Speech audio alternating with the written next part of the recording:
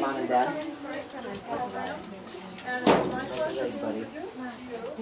Cale Codutti. Oh yeah!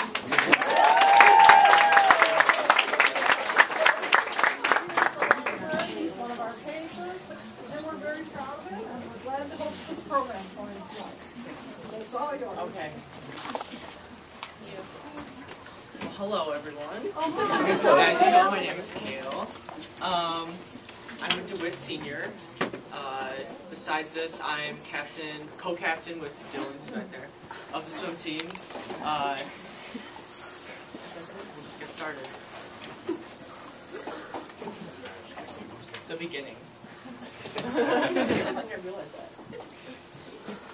Okay, so for as long as I can remember, I always wanted to do something with fish. I don't know why. That's what a lot of people in my family are fishery people, and I was like, oh, I want to be a marine biologist.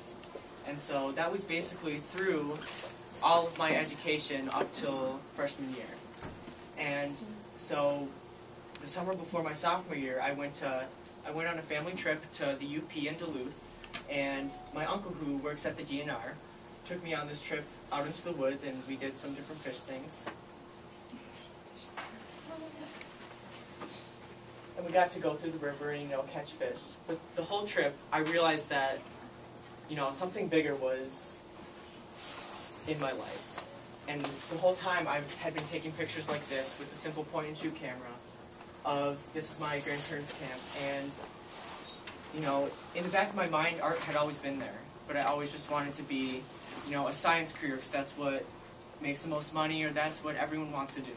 So the whole trip, I just kept taking pictures. But this one day that basically changed. Okay.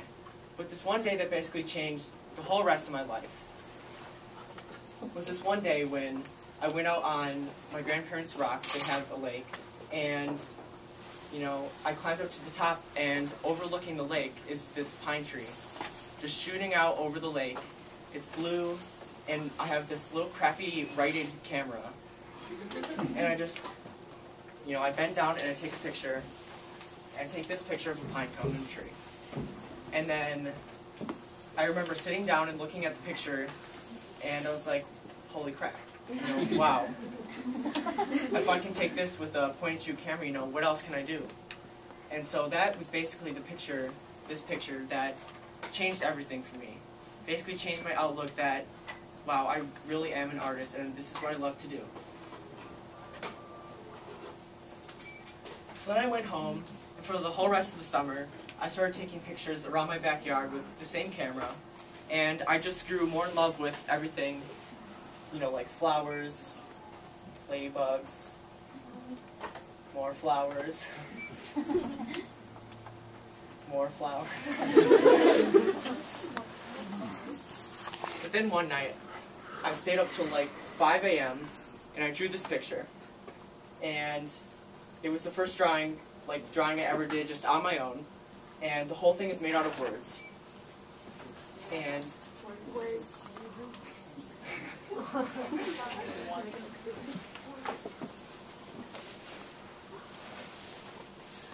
and so then a year passed, and this is now summer 2010, right before my junior year. And in my junior year, I got a new camera. I got a Rebel, like Abby has, and that also changed everything for me. I started taking pictures of flowers, of trees. I guess I was very nature-oriented. More flowers. And then I went on a trip to California with some band people, and this one is called San Francisco's Heart, because it's not there.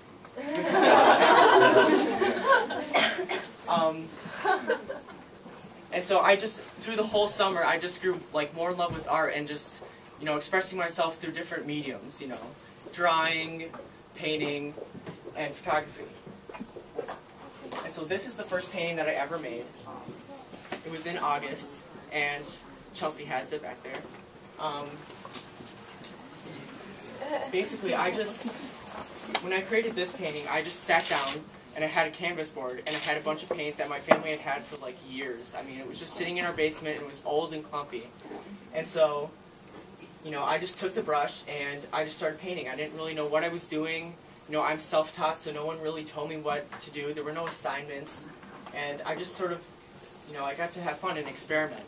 So with this one, a lot of these are the end of the paintbrush, where I just sort of experimented and tried new things. And, right. Okay. So then junior year rolled around, the summer ended, and I created my first painting. And junior year last year was probably the biggest year of my life, and also for my art career. It started off, and then I just went on a painting craze. Probably every couple months I was creating a new painting, and I explored so many different areas. I just got to have fun. Like this one is of, you know, the sea. This one my grandma has, it's called Funky Whales.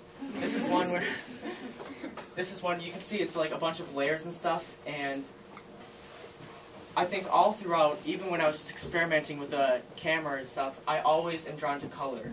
I love the deep color and the different reds and the blues and the designs. I don't know what it is, but you know, even in this picture, it started maturing a little bit. And then I started experimenting with watercolor. And then this one is just, you know, a drawing I did at night, like really quick in 5 minutes, I think.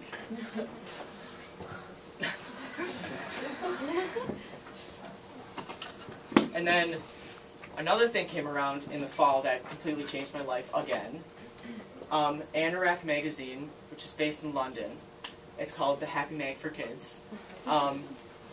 They're a really cool magazine, and this website called Doodlers Anonymous was having a contest, and they said, take a balloon and do a doodle on it and submit it, and you can be in a magazine. And so I said, okay, this sounds kind of cool. And no one, and so then I just went to write it, I think after school, and I got some Sharpies and a balloon. And I submitted it. I didn't know really what I was doing. I just sort of followed my heart. And then the most amazing thing happened, and I was in the magazine. The editors chose it, and they were like, we really love this balloon, and we want it to be in there. And so then I actually had to come to work. I work here. So I had to come to work when I found out. I was driving home, and I was like, oh my gosh, and I was like freaking out in the car by myself. You know, of course, but this one is called Flying Yaks.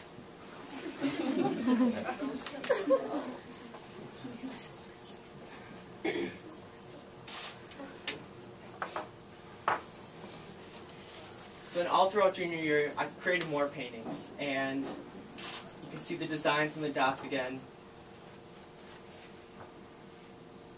And then this one was actually created a year ago today. My girlfriend Chelsea, it's her birthday today. She's 18.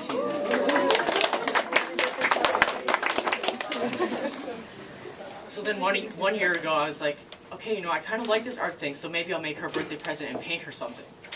So it's that huge painting on the table, and I was in my basement, and I had all these layers of color and stuff, and I just thought, you know, what would Chelsea like? So this painting is totally dedicated to her, and I remember running over to your house at 1 a.m. and dropping it off.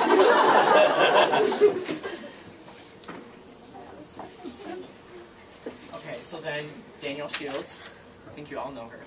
You know, she created basically the base for my shoe business.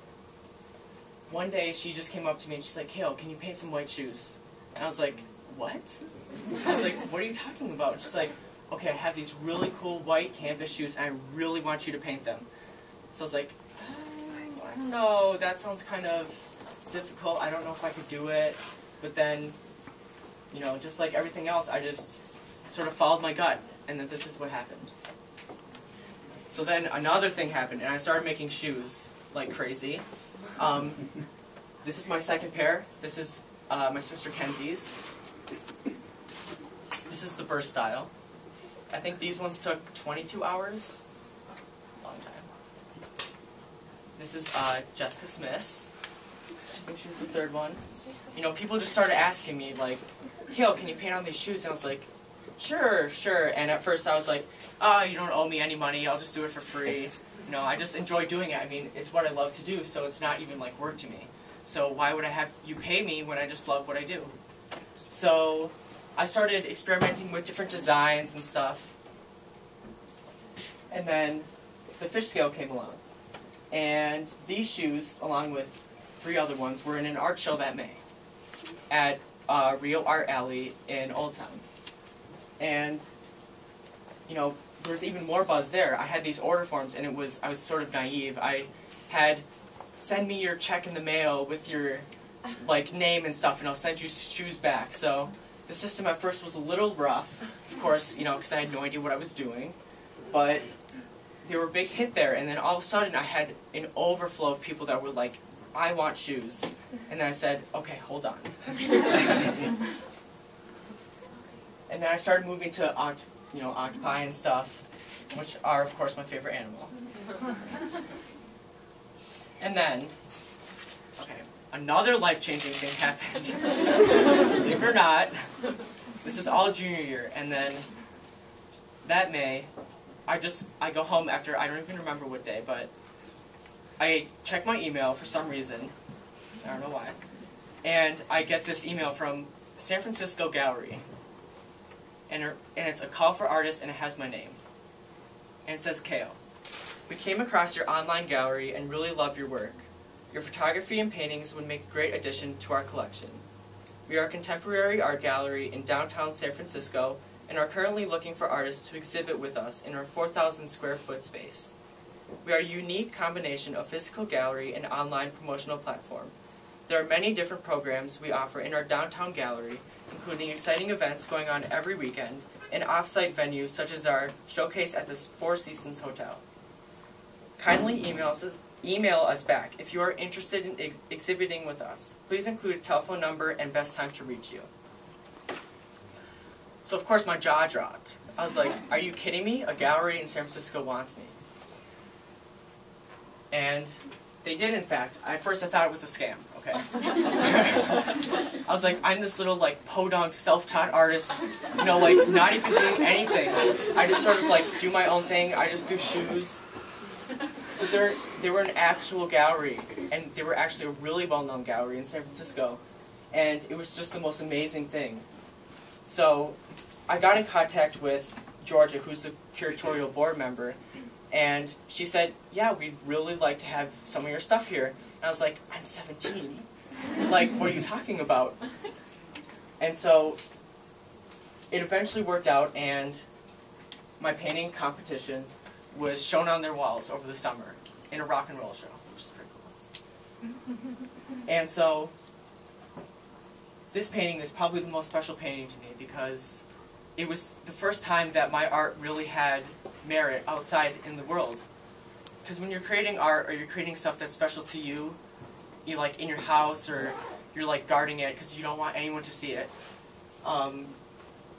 you know, it just proves that, you know, you can do this and your points are valid. So it was such an eye-opening experience. And I remember creating this painting, my mom was like, Cale, this needs to go in the mail today. It needs to go in the mail today to San Francisco. And I was like, no, it's not done. It's not done. So, of course, my process is really back and forth. I do a bunch of layers, and then I'll wash them all off, and then paint it black, and then paint again, and then wash it off. And so I remember going outside, and it was summer, so I put this painting up on the wall, up against the fence, and I took a hose and I turned it all full blast. And I stood away, and I put on the jet, and I just stood there and sprayed it. And my neighbors probably thought I was crazy, but, well. That's